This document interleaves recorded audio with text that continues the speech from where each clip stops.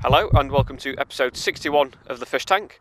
Observant viewers may have realised that I'm back at Whitley Old Cricket Ground where I appeared in episode 10. Obviously on that show there were slight problems due to the fact you couldn't hear a word I was saying due to very poor sound quality. This time, you know, I'm led to believe it's coming in Dolby Digital 5.1 surround sound and all that kind of razzmatazz, and I've got special sound effects coming up which can be heard just now.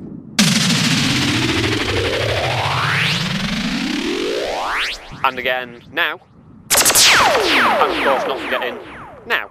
So I'm sure you'll love those sound effects, they were absolutely amazing. As I say, I appeared here the last time, it was the second week of my Easter holidays then as well, which is a bit of a coincidence, but there you go. So also on last week's show it was pointed out that the reason I managed to get the 7th series of the Fish Tank was because I danced naked for Jimbo, which is absolute rubbish. I was of course wearing a hat, well, mask. Same thing, you know. I don't know why Jimbo gets so much on his high horse. He's not really actually in charge of Jimbo Studios. Mark is, of course, who designed the website. And I actually recently saw him, although he couldn't work out how to leave a supermarket. He got lost inside Morrison's. Well, there you go. So that's a bit of a shout out for him this week. So it's time for Apology of the Week. On last week's show, I had to go at Kevin Keegan, you know, saying I was a terrible manager, not done very well, this, that, and the other, and complained about him. And his side went and won their first game of the season. So sorry about calling you he won his first game as manager of Newcastle, so sorry about saying you're a bad manager. Obviously you're not. Almost a first for the Fish Tank there, the camera nearly blew over. So anyway, Brian Laws, what a terrible manager you are. Get some victories, you're awful. Sheffield Wednesday, terrible team. Absolutely terrible. And the camera's nearly blown over again. You see, it's still windy here. So anyway, what's been going on this week? Well, Heather Mills has still been in the news, you know, going on about her divorce, complaining still, you know. She's obsessed about charity, you know, every little helps and all that, but she still thinks 25 million quid's nothing. So, you know, I'm not really sure where she's coming from there. I mean, let's be fair, with her case, she quite clearly didn't have a leg to stand on. Yeah, she keeps going on and on, but the amount of dignity she's got, I mean, babies have probably got more dignity and they sit in their own poo. So, I'll be honest, not a huge fan of hers. What else has been going on? The programme I mentioned last week, I'd Do Anything with Graham Norton. Well, sorry, when I say I'd Do Anything with Graham Norton, I mean it's a programme called I'd Do Anything, presented by Graham Norton. So it got Andrew Lloyd Webber on it. Apparently he's 60, I'm led to believe. Rather surprised me, I thought it was much older than that. But they're after a typical East End person to play the part of Nancy, you know, someone who's sort of got a big Cockney accent, a bit common, you know, probably has only got one set of clothes because they're that poor, you know, a bit of controversial, that kind of thing. I think really they're after Russell Brand, if I'm being honest, to play the part, but can't be certain. And also what's been going on is the economy. The banks are in absolute freefall. Problems with Northern Rock and of course Bear Stearns. Not sure why these banks have got stars like names like porn stars, you know, Northern Rock and Bear Stearns. It seems a little bit strange.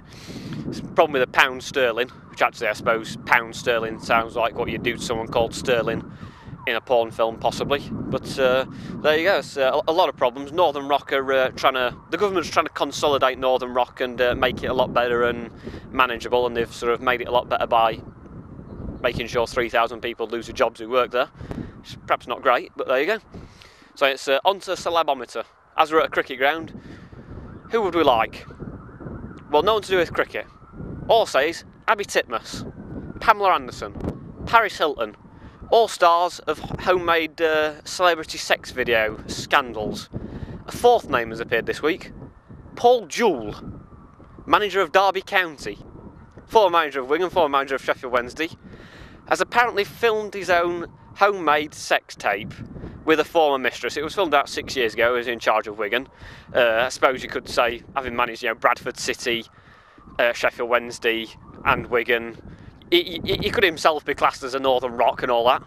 Having, you know, But it seems a bit strange. I mean, I'm not sure they tried to get this last into some kind of like manageable formation. You know, perhaps he might have been playing in the hole behind or all that kind of thing. And let's be fair, as manager of Derby, you've always thought Paul Jewell is going down. Yeah, I didn't really think it meant in that sense, but there you go. So he can come onto the show and explain what the hell he was doing. Well, not well.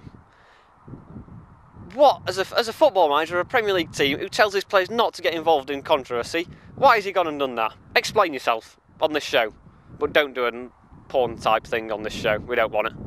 So it's time for headline of the week now, and it's not on that bit of paper. It says on this piece of paper, and the headline actually comes from a church parish news item thing, and it says on it, Friday night service, what is hell? Then underneath it says, arrive early to hear our choir practice. Perhaps a little bit harsh on the choir singers, you know, they're probably doing the best. I won't really describe them as hell. There's probably far worse people out there than choir singers. So now it's time for quote of the week, and this one comes from Pat Murphy. He says, he's talking about the England cricketer Dean Headley. He says, Dean Headley has left the field with a back injury. More news on that as it breaks. So a little bit harsh, you know. We shouldn't really report on people, you know, breaking their backs and that kind of thing. It's no real laughing matter, particularly as he had to retire from playing cricket early with an horrendous back injury. So a bit unnecessary and all that. So that brings an end to this week's show. But before we go, a nice little sound effect for you. Very nice, and another one. I hope you enjoyed this week's edition of Fish Tank. And I'm about to go off, but before I go, there's one last piece of news. I've got some bad news if you're a 3 foot tall dwarf. There's 4 foot of snow on the way. See you next week. Goodbye.